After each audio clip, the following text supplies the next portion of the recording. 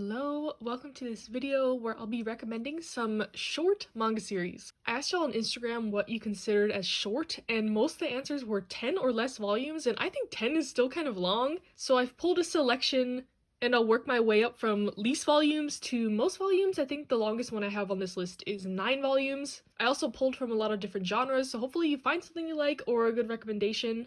But yeah, I kept postponing this video because I have other short series in my collection I haven't read, like Azumanga Daioh. I haven't finished Boys from the Riot or Blank Canvas, but I figured I can do a part 2 to this once I read more short series if y'all want that. But without further ado, let's just get into my current short series favorites recommendation list. Starting from 1 volume, I have a couple one-shots to share. Probably my favorite one-shot of all time are Dining Table. This is a BL 1-volume series following this man who is an office worker. He's kind of lonely. He cooks dinner for himself and he befriends this brother duo and start cooking together, and it's really cute, really wholesome, a really short story. Not a ton of romance, but it's very feel good, and I recommend this to anyone pretty much. I haven't met a person who has read this and didn't like it, so yes, highly recommend this. And I tried to also keep this list to stuff that is pretty readily available. I think there's only one that might be kind of out of print, out of stock, but these should all be readily available for you to purchase. And then the next one shot I wanted to talk about is also BL. It's one set in college between kind of a delinquent and kind of a more outgoing, happy, cheery guy. I really like this dynamic. This was a cute one, all contained in 1 volume. It's not a big investment, and if you like BL, I would recommend this. And then the last one shot I recommend, Not Simple by Natsume Ono. This is completely different in tone from the first 2. This is a very sad, very depressing little one shot. I'll include any trigger warnings in the corner right here. But yeah, this is the story of a guy trying to find his long lost sister. And this one kind of has an interesting narrative structure where you already know what happens at the end in like the first chapter. And then the rest of the story is going back in time showing how this event happened.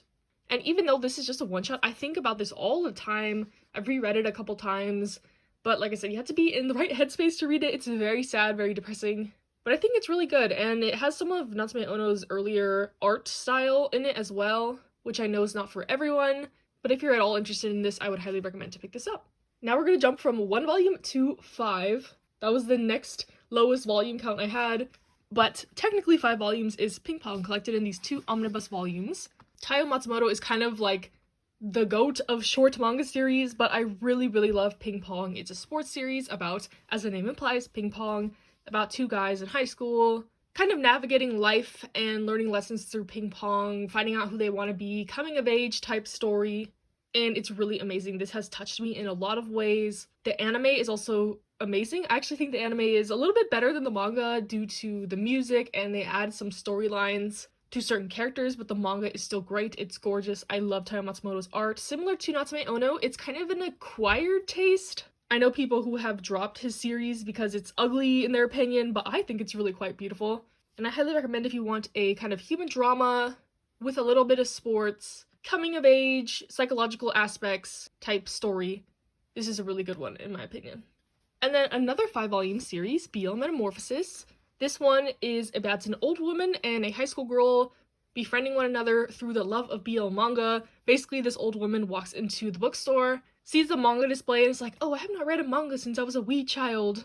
She picks up a manga not knowing it's BL one, and she comes back to the store to get the 2nd volume because it was so good, and she runs into the clerk that sold her the first one, and they strike up a friendship. I really like this one because one of the main characters is an old woman. She has different struggles from what you would normally see in any manga, really. She has to think about her kids, selling her house, retiring, while in contrast, the high school girl is thinking about graduation and what she wants to do with her life, friends, romance. And it's really cool, just a female friendship, slice of life. Manga, the ending is a little bit open-ended, leaves a little bit to be desired, but I think this was a really good story and well worth it, in my opinion. If you want a story like this, like I said, slice of life, female friendship, with an interesting main character that I've never really read in any other manga.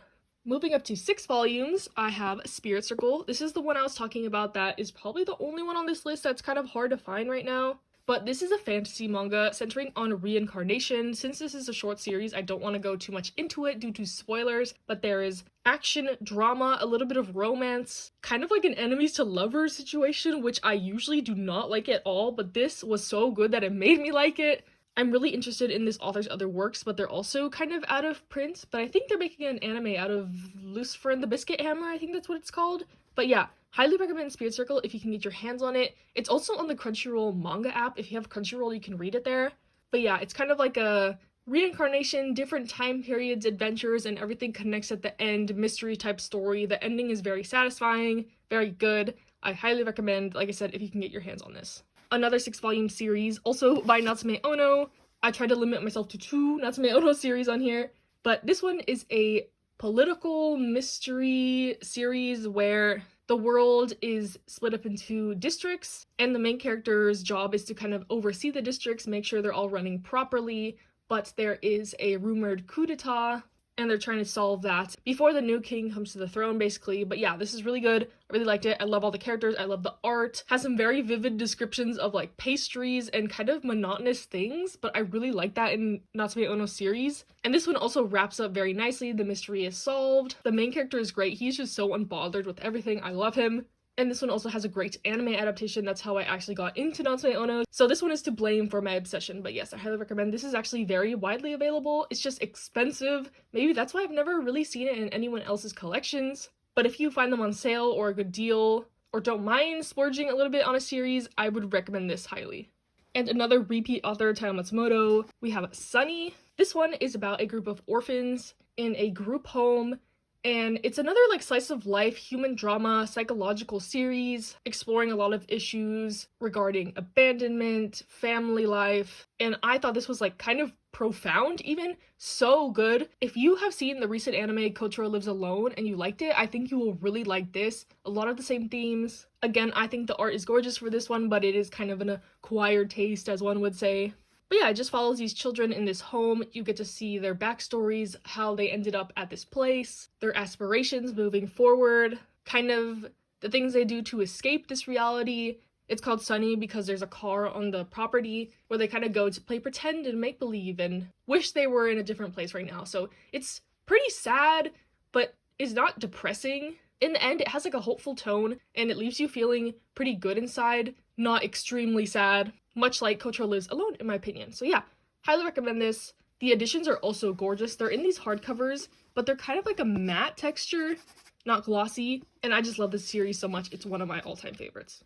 Speaking of all-time favorites, we move up to a 7-volume series, A Silent Voice. Yes, this is my favorite completed series. I love this. I have read it so many times. I know it has some like mixed opinions, but I find a lot of the themes in this very relatable. The main character bullied this girl in their childhood. She is deaf, and it follows them kind of in the future in high school where he wants to try to reconcile this relationship, but she doesn't forgive him that easily, and he also has to navigate other people who know what he did in his past, new friends, finding his place in the world, what is the right way to seek forgiveness from someone who you've wronged in the past. Really good, really touching, makes me cry every single time. The movie for this one is also great, but I highly recommend the manga. Not all the characters are likable. I think that's one of the things that deters people, but I think that adds to the story. If a story can make you like hate a character, I think that's a testament to good writing. This was the first ever series I finished collecting. I collected these like when they came out, month by month.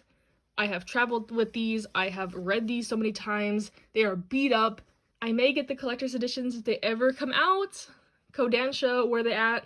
But for now, I have my weathered and loved copies with me, and I implore everyone to check this out. It's the one I always recommend when people want to get into anime or manga. I recommend the movie or I recommend the manga. Not everyone is going to like this, but I think it has some really important messages that should be read by everyone. And then moving up the ladder, we got the 8-volume series. So first we have Blue Flag, kind of a polarizing series in the community, but I really do like this one and I highly recommend it. It's a high school drama romance manga where there's kind of like a love square, but not all the relationships are heterosexual. So it's coming of age, exploring these themes, sexuality, really good. First loves, and yeah, some of the discussions in this are really good. Some a bit cringy near the end, and the ending, of course, is infamous for being really bad, but I kind of liked it. So yeah, if you want a short drama romance series with really likable characters and relatable struggles, extremely relatable in my opinion, and realistic, I would recommend this. Go in with an open mind, and I think you'll really like this. And I like that this is a shonen manga, very different from any shonen manga I've read, and I think it has some good discussions in here for the shonen audience, and I appreciate it as a series for that, including all the other stuff I like about this manga. Next we have Bloom Into You, which is a 8-volume series. This is a girls' love series where the main character is kind of struggling with the fact that she may be asexual, and the story is her coming to terms with this, coming to terms with her sexuality and romance, while the student council president has a crush on her. But the student council president also has struggles of her own regarding her home life and her past, so they're growing and learning together. Lots of character development in this one. I really liked it. There's an anime for this one. I think it covers up to volume 4, and then there's some like spin-off light novels. But in my opinion, this was really good. A really special girls' love series. Delves into a lot of topics that I don't normally see in these types of manga, and I highly recommend this. And the last 8-volume series I have is Tomo-chan is a Girl. So on a lighter note, this one is like a comedy, rom-com, gag type manga about this girl who is a tomboy, and she has a crush on her childhood friend who kind of just sees her as one of the guys, one of the bros. But this one is really funny and really endearing. I love all the characters. It's really cute seeing Tomo kind of trying to win him over, and it has the cliche message of you don't have to change yourself for anyone, you're perfect just the way you are type thing. But this one's really cute, really funny. Even though it has some cliche tropes, I really enjoyed this one, and I highly recommend to anyone who likes rom-com or like silly romance with a strong cast. I would recommend this if you like something like Nozaki-kun kind of. It has that sort of vibe. And then the last series on this list, a 9-volume series, number 6. This one is a dystopian thriller series, basically about a world where everyone lives in this dome, everything is perfect, seemingly so, until one day the main character discovers the corruption that's going on and kind of gets excommunicated from the society and has to go underground and figure out how to overthrow the government, basically. But yeah, this one is really special in my opinion. It is adapted from a light novel, but I think the manga is still really good, and the anime is also good for this one. It's mostly the dystopian thriller, like I said, but there is some little bit of romance, but it's not the main focus, which I like about it. And also wanted to warn, there are some pretty gruesome scenes. The main, I wouldn't say antagonists, but the main thing that's kind of after them are these bees that kind of shrivel up the body, and it's pretty nasty at some points. I kind of forgot about how gross this was in the later half in the gore aspects, so if that doesn't bother you, I would say give this a go.